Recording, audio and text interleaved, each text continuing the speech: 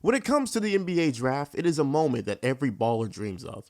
Walking on that stage, grabbing your team's hat, and slapping the absolute fuck out of Adam Silver's bald-ass head. Oh no, not just me? Are you serious? It's just me? See, this is why I didn't go to the league, because I would have cracked that nigga's head wide open. Anyways, it's maybe a dream to walk on that stage to get drafted, but there's a little bit of reality that everyone must face when getting drafted. And one of those main comebacks to earth moments is being a second round pick.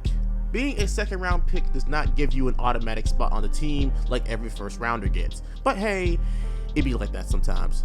But if you think being just a second round pick is bad, then imagine what being pick number 60 is like. And that is the subject of today's video with your boy, Alvini Linguine. Now let me first give credit where credit is due. Flemlo Raps did this video for the NFL version, and I saw that no one did it for the NBA. So guess what? I claim this topic as my own. So if anyone takes this topic, please give me credit. Thank you. Anyways, thank you again, Flemlo Raps, for this idea. But back what I was saying, we will be looking at every 60th pick of the 2010s decade and seeing what happened to them after they were drafted and seeing how they were drafted in the first place.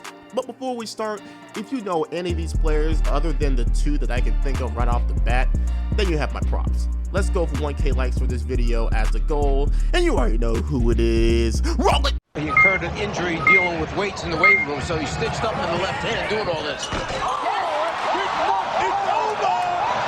It's over, ladies and gentlemen. With the 60th pick of the 2010 NBA draft, the Phoenix Suns select Dwayne Collins from Miami University.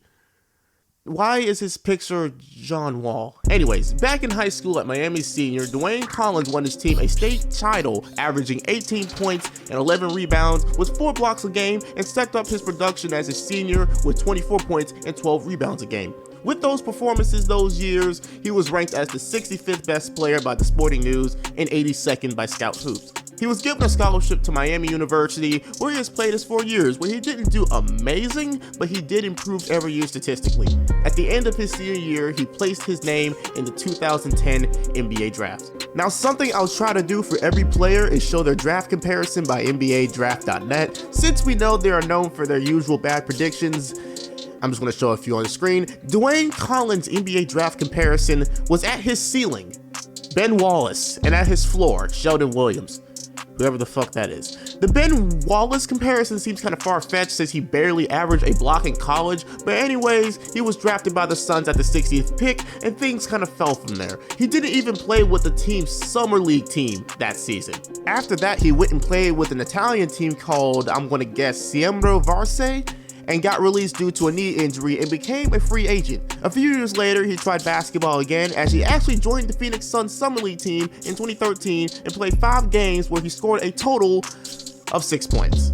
As you can imagine, his NBA career was over from there. He didn't even play overseas after that, he just kind of stopped. Kinda sucks that it happened that way. With the 60th pick of the 2011 NBA draft, the Sacramento Kings select Isaiah Thomas from Washington University. Yes, that Isaiah Thomas. I'm sure it's common knowledge now that Isaiah Thomas was the last pick of the 2011 draft, but since everyone knows of him now, I'll just keep things as short as possible. Y'all didn't like that joke? Okay, I'll stop. Isaiah Thomas came out of his junior year from Washington and was averaging a good 16 points and 6 assists on very good efficiency while leading his team to a Pac-10 championship. But then they lost North Carolina Sweet 16. All good things must come to an end. Before the draft, NBADraft.net compared him to a nigga named Jerome Robinson, who didn't even play in the NBA, but was a really good overseas player. I never knew they did comparisons like that, but it showed what they thought of him and didn't even think he was going to survive in the league.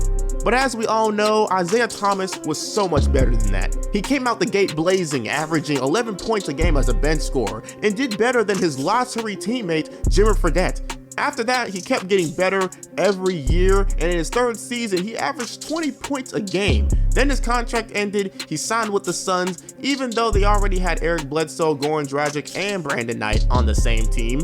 Due to this, he was traded to the Celtics, and he had the best years of his career, getting 2 All-Star appearances, like 4th in MVP votes in his career season, and even led his team to the conference championship. And as we all know, being in the East, they lost to LeBron. You know, what else did you expect? After all of that, his career started to take a negative turn as he injured his hip in that series against LeBron. Then he got traded to the Cavs with LeBron for Kyrie, where not much happened. Then he got traded to the Lakers, where not much happened. Then he signed with the Nuggets, where not much happened because they had way too much depth, so playing time was, not exactly something to come upon. Then lastly, with the Wizards, where we thought he was going to go off because no John Wall. He did show some life, but ultimately he was kind of inefficient being a scorer. And then he got traded to the Clippers, where he finally was waived. He is currently a free agent right now, and no, the Clippers should have not kept the nigga because he sucks at defense. Though I am sure he'll be back on the team in no time for one last chance to show his worth in the league. With the 60th pick of the 2012 NBA Draft, the Los Angeles Lakers select Robert Sakurai. Robert Sakurai, is that how you say it? He's from the Lakers. He's been on the team for a few years, and I don't even understand why he barely plays. He's an ass player. I hate this guy, and I'm a Laker fan. Wait, this nigga was a 60th pick? No wonder he was so ass. Anyways, Mr. Robert Gregory Sakurai hails from the country of Canada and plays his college days at Gonzaga. In his final season, he averaged 11 points and 6 rebounds a game, which as a 7-foot big man to average 6 rebounds a game is definitely a concern, which his scouting report before the draft noted as he often plays small, not using his size and strength advantages to bully opponents, lacks length, arms appear to be very short for his height, and lastly, not a great leaper. So basically, just a tall 7-foot man. He was compared to Mike Doliak, another just tall center basically. So yeah, that was a safe pick. I like that. That was a very safe pick. As Robert entered the NBA, I can imagine not much was expected of him. In his first year alone, he averaged a legendary 1 point per game. After that, he became part of this legendary photo since the Lakers just decided to implode on itself for a couple of seasons. And in his second season, it was his career year as he averaged 5.4 points while playing 16 minutes a game. Then after that, he signed with the Pelicans before getting waived later on in the season, but this doesn't end the story of Robert the GOAT Sakurai. He then went to the Japanese B League in Japan and actually had a great little stint there. His first season, he averaged 15 points a game, and in the 2018 season, he jumped to 19 points a game, and not even getting 10 boards a game. Come on, Robert. He doesn't have anything recorded as of right now, so it's safe to say he retired, but he left his mark in Japan with his above average play and that one dunk contest that everyone likes to mess with him for. Are you ready? Alright, では参りましょう。Dunk contest. Here's Robert Sakurai. Ready, start!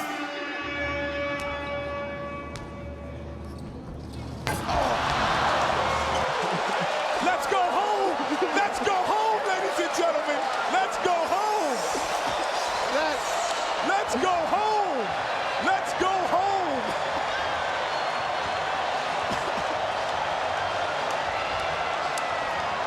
Hey, my goodness, you know what I'm saying?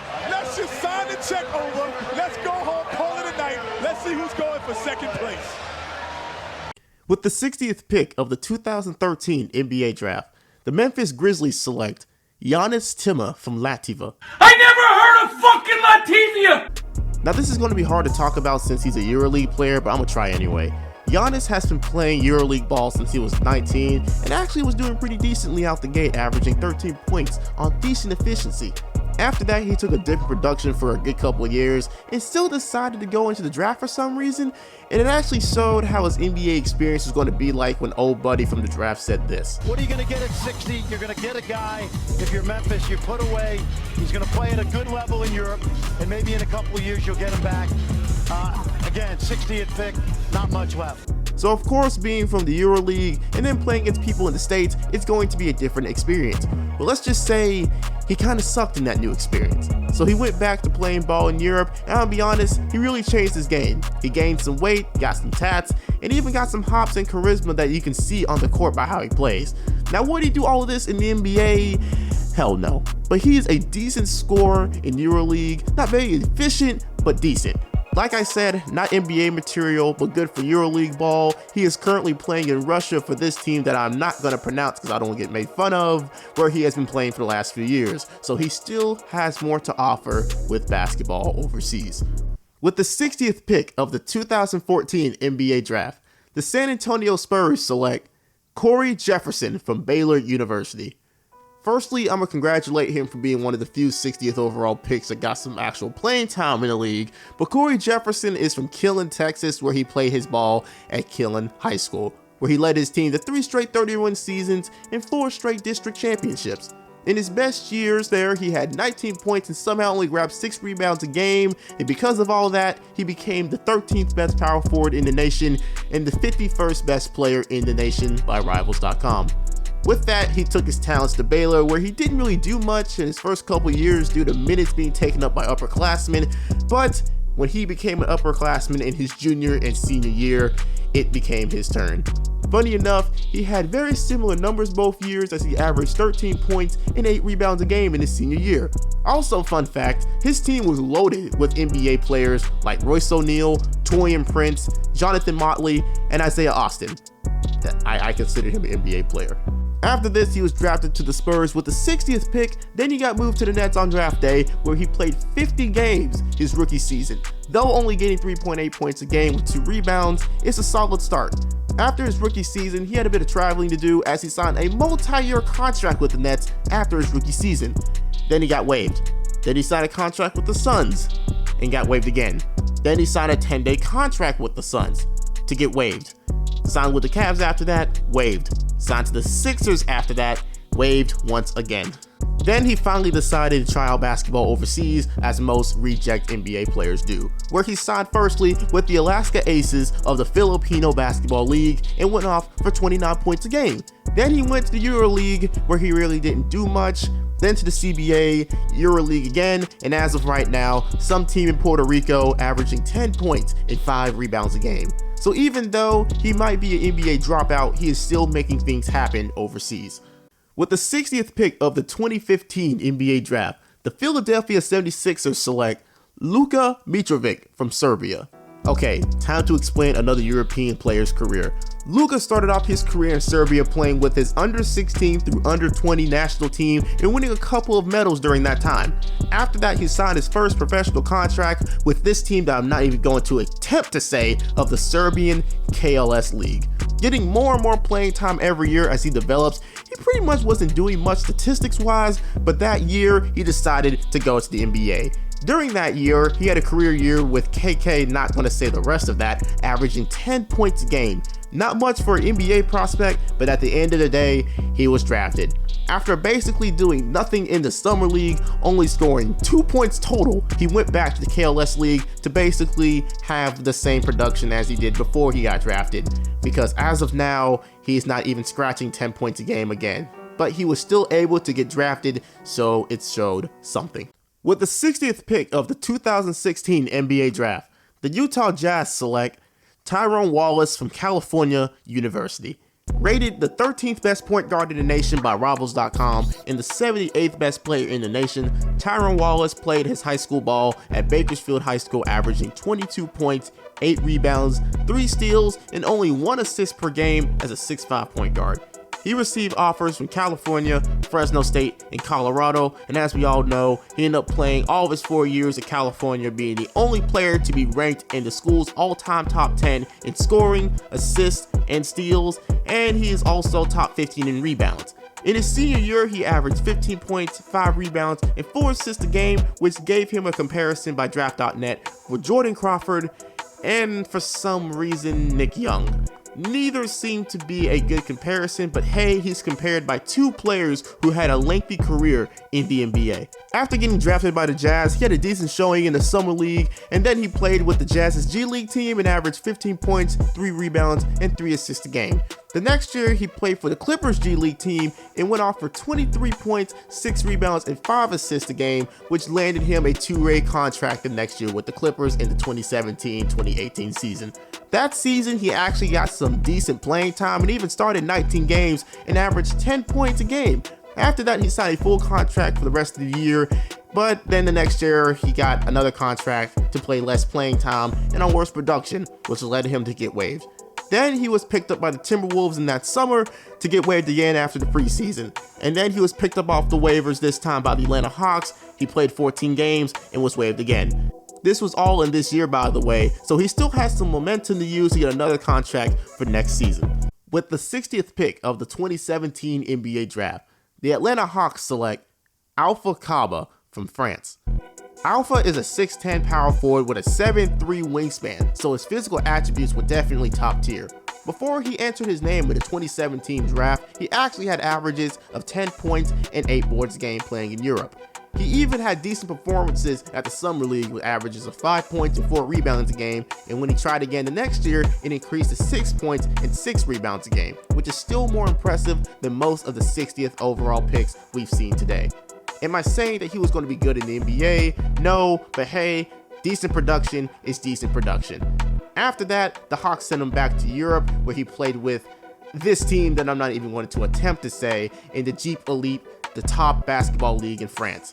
He hasn't really done much since then, as he averaged 5 points and 5 rebounds in 2017, 6 and 6 in 2018, and 8 and 8 this year. But hey, he's at least getting better little by little every year.